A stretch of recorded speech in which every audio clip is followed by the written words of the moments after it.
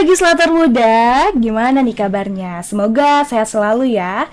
Berjumpa dengan saya Susi Cynthia yang akan menemani kalian dalam perbincangan menarik. Tentunya dengan tema spesial legislator muda sebagai pionir pola politik yang sehat di era Society 5.0.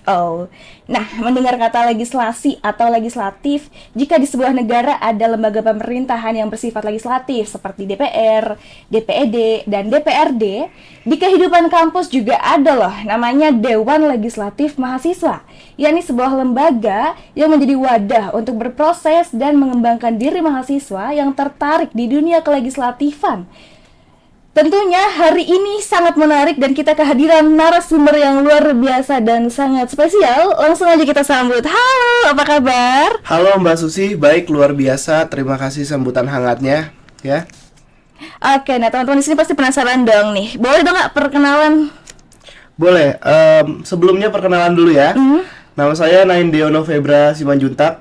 Saya sebagai Ketua Dewan Legislatif Mahasiswa FH Unsud.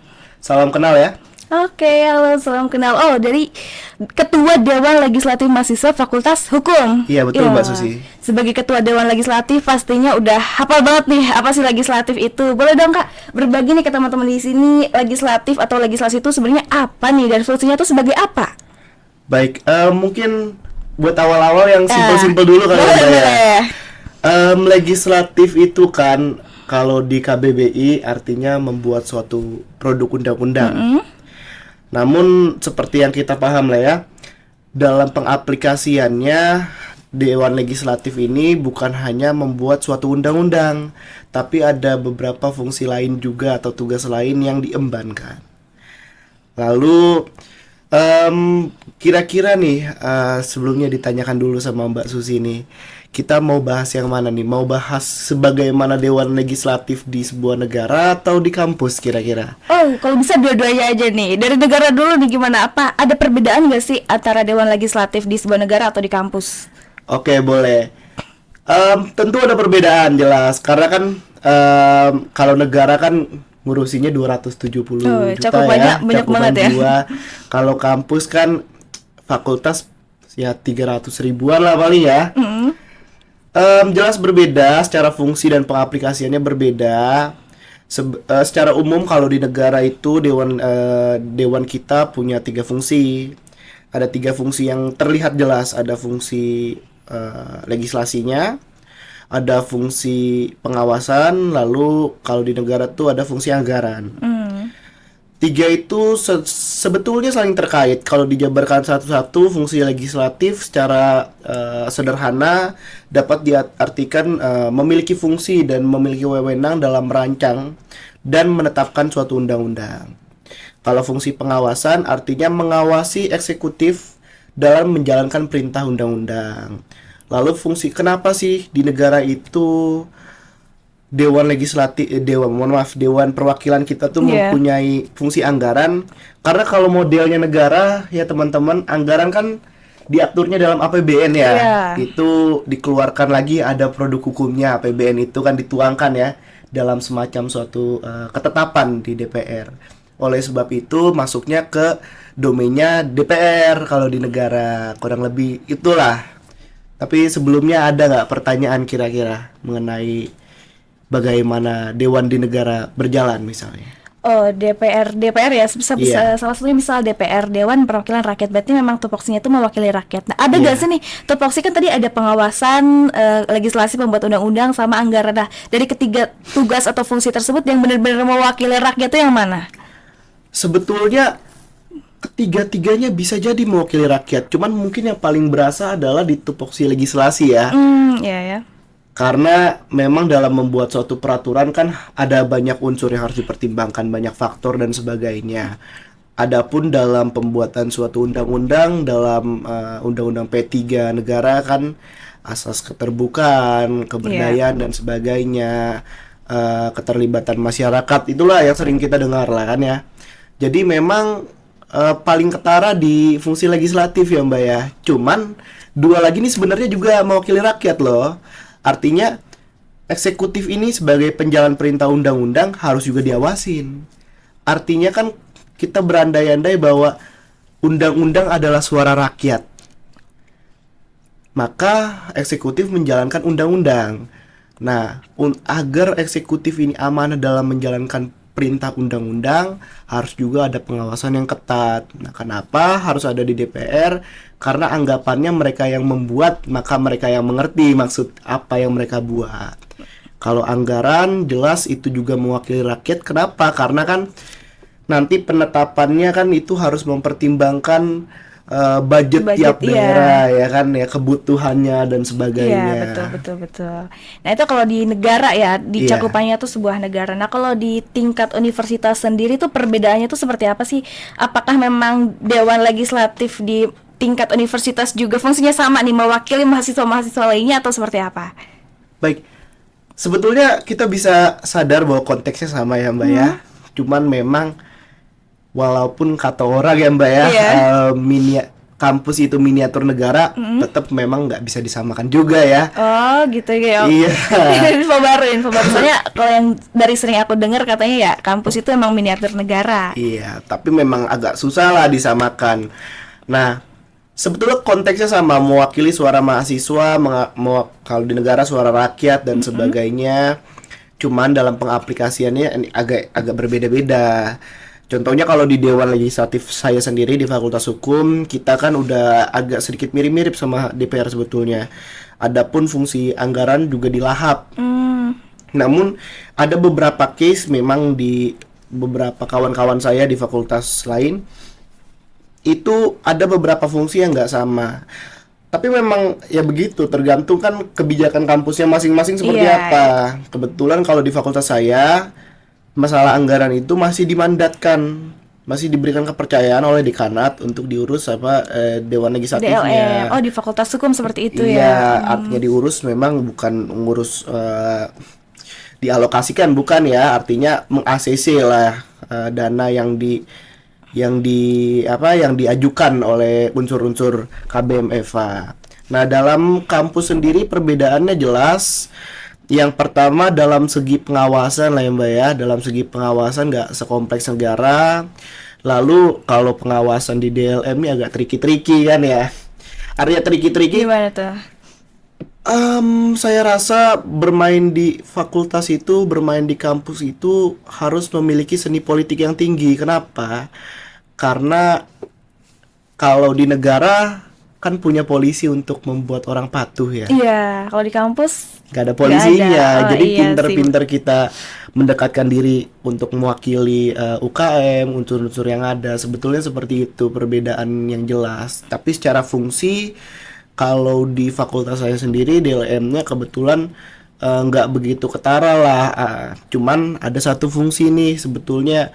Kalau di konstitusi fakultas tuh ada namanya fungsi aspirasi. Oh iya, tadi mau Iya. aku tanya itu. Maksudnya gimana tuh kalau fungsi aspirasi? Fungsi aspirasi itu kalau di kampus artinya bagaimana kita bisa mendengarkan langsung atau mewakili aspirasi dari unsur-unsur yang ada di fakultas kita.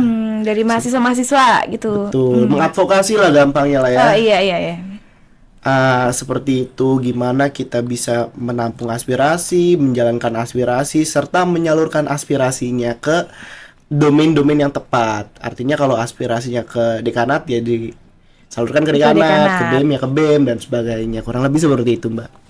Oh berarti meskipun mungkin fungsinya sama nih Adit, tadi pengawasan ya, legislasi sama anggaran dan juga aspirasi, tapi mungkin dalam cara kerjanya itu beda-beda ya dari tiap fakultas atau universitas, tergantung kehidupan sosialnya atau gimana itu? Baik, tetap setiap culture di fakultas kan agak beda ya, Mbak ya. Iya. Jadi salah satu pengaruh cara kerja Dewan Legislatif kenapa berbeda yang saya lihat karena pengaruh culture-nya juga. Jadi culture di fakultas A, B, dan C ini agak beda lah. Itu sangat berpengaruh Mbak memang. Walaupun sebenarnya secara prosedural sama aja Mbak sebenarnya. Prosedural artinya membuat undang-undang misalnya kan harus ada naskah akademik, Iya. harus ada jajak pendapat dan sebagainya. Itu sama lah ibarat prosedural, tapi cara yang ditempuhnya itu jalannya emang agak beda-beda. tergantung culture-nya masing-masing memang. Oke, nah tadi kan udah dijelasin juga tuh ada 3 fungsi atau 4 fungsi ya tadi? Ada 4 nambah 1 itu Ada nambah aspirasi. 1, iya ada 4 fungsi dari lembaga legislatif sendiri. Nah, Tapi kan sekarang tuh kayak banyak banget nih kontra-kontra terhadap lembaga-lembaga legislatif. Nah, menurut kakaknya sendiri nih, sebenarnya lembaga legislatif ini penting nggak sih ada di negara atau di kampus? Penting banget. Penting banget. Gimana? Iya. Kenapa tuh? Satu, sebagai pendidikan kita berorganisasi nggak sih? Pendidikan kita bernegara. Karena kalau kita nggak pernah terbiasa di kampus, kita nih nggak pernah terbiasa juga saat terjun nanti ke masyarakat. Itu hal yang paling penting adalah fungsi pendidikannya. Kita jadi tahu gimana lembaga legislatif bekerja mulai dari kampus. Ya syukur-syukur nanti bisa jadi dewan semua kan ya.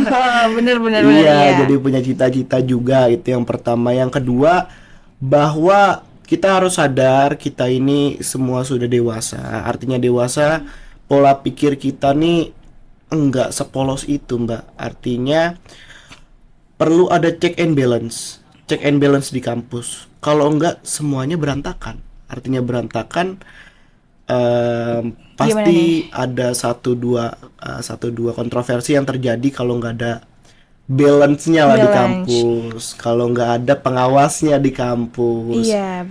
Jadi itu yang mau disampaikan, ada dua hal tadi yang penting, pendidikan dan memang balance-nya lah ibaratnya di kampus. Dan memang bukan cuma sekedar teori aja ya, jadi ilmu-ilmu yang didapatkan di sana juga nanti bisa dipakai buat terjun ke masyarakat. Sepakat. Iya, betul. Nah, dari Mas Nain sendiri nih di sini sebagai mahasiswa yang kritis, juga sebagai ketua dari DLM Fakultas Hukum ya. Iya. Bisa dong nih sharing-sharing pengalaman atau tips saran nih. Apalagi sekarang isu politik lagi panas-panasnya. Gimana nih sebagai mahasiswa cara menanggapi masalah-masalah sosial, apalagi masalah politik saat ini? Baik, untuk menanggapi yang pertama ya, agak sedikit rumit karena yang aku lihat ya Mbak ya, bahwa banyak sekalian anak-anak muda, mahasiswa yang ingin berbicara, tapi pun mereka takut sebetulnya, ada ketakutan yang aku nggak bisa sebutkan juga kenapa dan kenapa ya. Tapi memang jaminan keamanannya juga minus gitu kalau misalnya kita mau mengutarakan pendapat. Betul. Nah, ini tips dan trik ya sebenarnya ya. Sebetulnya kalau mau bersuara, bersuara saja. Artinya bersuara saja, jangan pernah takut. Di kampus kan aku yakin tenaga-tenaga pendidik kita juga mendukung kita semua. Kalau kita berbicara dengan benar, artinya ada suatu perlindungan juga yang diberikan. Oh, gimana tuh? Artinya kan di kampus ini kan rektor-rektor kita semuanya juga kan nggak melarang kita mengenai hal itu. Lalu di kampus kita kan juga ada lembaga bantuan hukumnya. Kalau semasa kita, saya yakin kalau kita berbicara dengan benar untuk kebaikan, untuk kebenaran, bapak-bapak kita yang di atas juga bantuin kita, menjaga kita juga kalau kita berbicara tentang kebenaran. Tapi itu, jangan pernah takut. Coba singkirin dulu pikiran-pikiran negatifnya ya, ketakutannya. Soalnya gini, kalau nggak dimulai beneran nggak jadi-jadi Mbak ya. Betul banget. Iya. Dan beberapa masalah juga memang bisa diselesaikan dari adanya itu mahasiswa-mahasiswa kritis yang sanggup untuk mengutarakan pendapatnya begitu. Salah satunya kemarin waktu masalah UKT, kemudian masalah-masalah sosial dan politik yang saat ini juga memang sedang terjadi. Dari Mas Nain sendiri gimana nih tanggapannya terhadap mahasiswa-mahasiswa kritis yang mungkin bisa dibilang ikut-ikut demo tapi FOMO? Aduh, gimana ya? Sebetulnya sih kalau melihat apa ya, anak-anak muda semuanya ya, semangatnya masih muda. Kita juga kayaknya pernah juga semuanya ngerasain gimana pengennya ikut-ikutan gak sih? Ya cuman sebetulnya gini, gak apa-apa ikut-ikutan dulu aja. Kalau mau ikut-ikutan gak ada masalah, siapa tahu niatnya tumbuh dari ikut-ikutan, gak ada yang tahu kan? Benar. Gak ada yang tahu kan? Artinya kan jalan terhadap niat tuh bisa banyak. Bisa karena ikut-ikutan melihat oh bahwa ini benar dan sebagainya, akhirnya dia tumbuh niat kan untuk melakukan dengan sepenuh hati. Jadi menurutku kalau misalnya ada yang bersuara gitu, orang-orang ikut-ikutan mau nonton gitu dan lain-lain, nggak apa-apa, nggak apa-apa.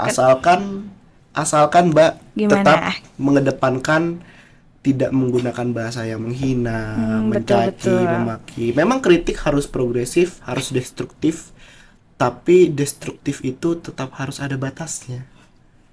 Ya, meskipun kita ada yang namanya kebebasan berpendapat tadi ya, kita diperbolehkan untuk menyuarakan pendapat kita, tapi tetap harus ada batasan-batasan di dalamnya.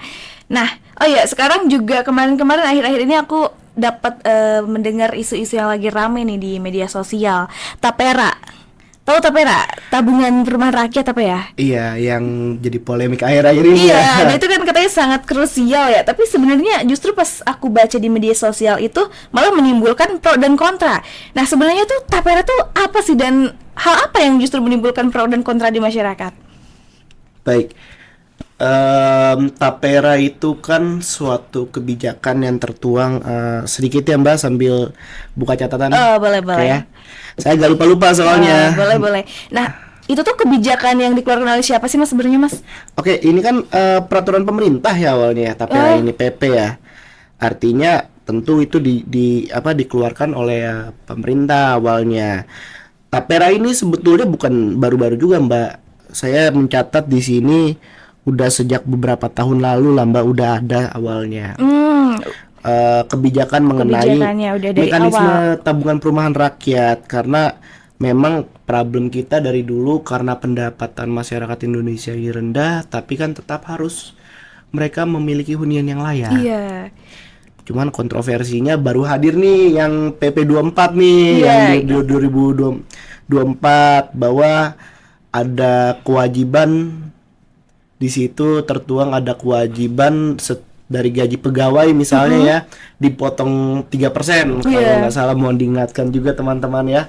3% itu kan rinciannya 2,5 dari gajinya, 0,5%-nya dari pemberi kerja ya kalau nggak Iya. salah.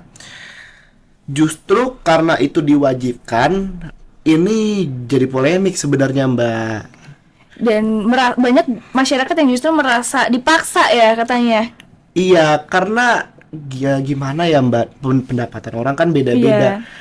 Kita membayangkan aja deh, misalnya kita punya pendapatan 2,5 juta per bulan misalnya, udah dipotong 3%, walaupun menurut mungkin sebagian dari kita itu nggak besar, tapi bagi sebagian orang 3% itu berguna untuk Iya. nasi mereka, untuk lauk pauk mereka. Ya, mungkin gitu. mereka belum semuanya memikirkan tentang hunian yang layak ya. Mereka lebih memikirkan kebutuhan-kebutuhan yang memang lebih urgent dan lebih primer. Atau bahkan mereka sudah punya hunian, Ah, jangan-jangan iya, ya, betul Nak. banget, betul banget. Iya. Jadi memang waktu aku baca di media sosial tuh kontranya banyak yang ngerasa katanya tapera ini terlalu memaksakan ke masyarakat, dan Iya. ada juga kasus yang kalau misal ternyata selama 5 tahun si anggota tersebut tidak lolos sebagai peserta tapera dikeluarkan. Nah itu gimana mas tanggapannya? Ada loh aku baca di Iya. sosmed kayak gitu. Baik, itulah yang menjadi polemik, karena memang dianggap sistemnya kurang cocok lah, kurang cocok bagi masyarakat.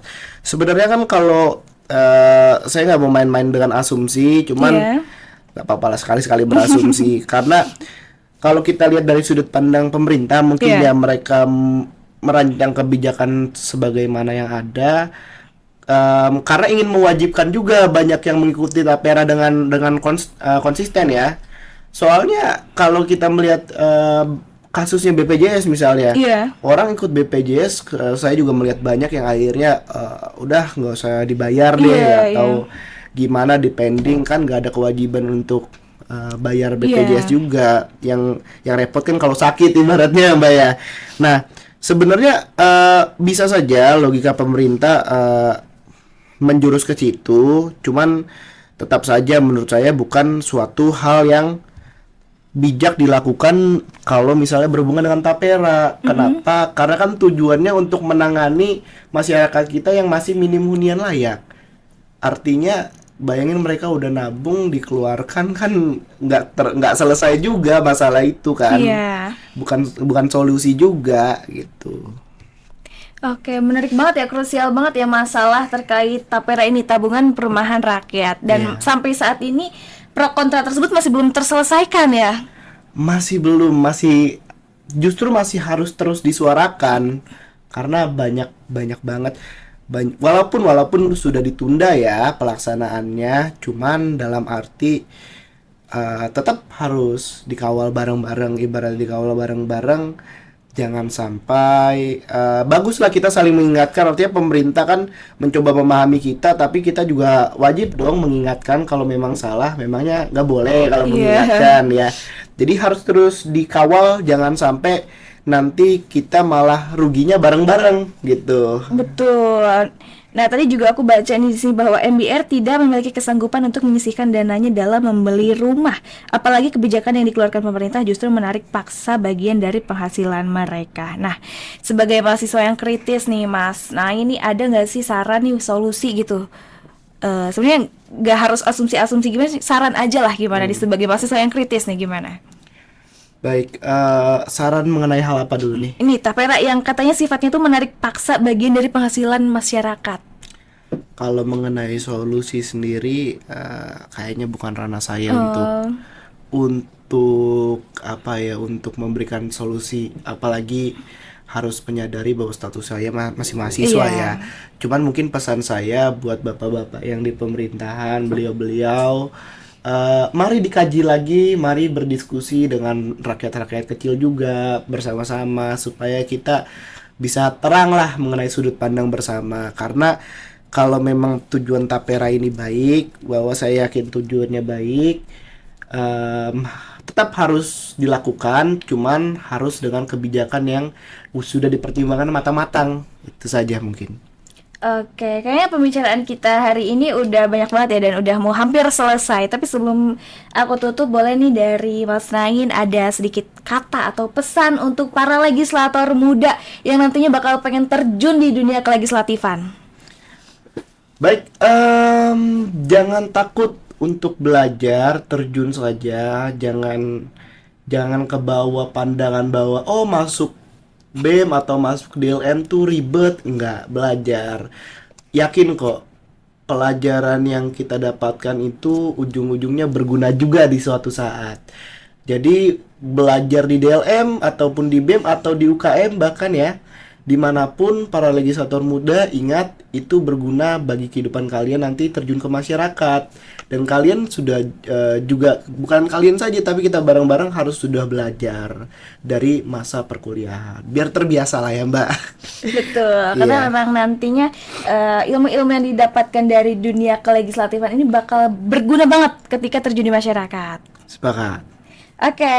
Oke teman-teman legislator muda, itu dia perbincangan menarik hari ini. Tentunya dengan obrolan-obrolan yang sangat menarik tentang legislatif, tentang Tapera juga tadi sudah dibahas. Nah, sampai jumpa di podcast selanjutnya, tentunya dengan topik-topik yang menarik dan narasumber yang tidak kalah luar biasa. Tetap pantau YouTube dari DLM FPIK Unsur agar tidak ketinggalan. Saya Susi Sintia, pamit undur diri. See you!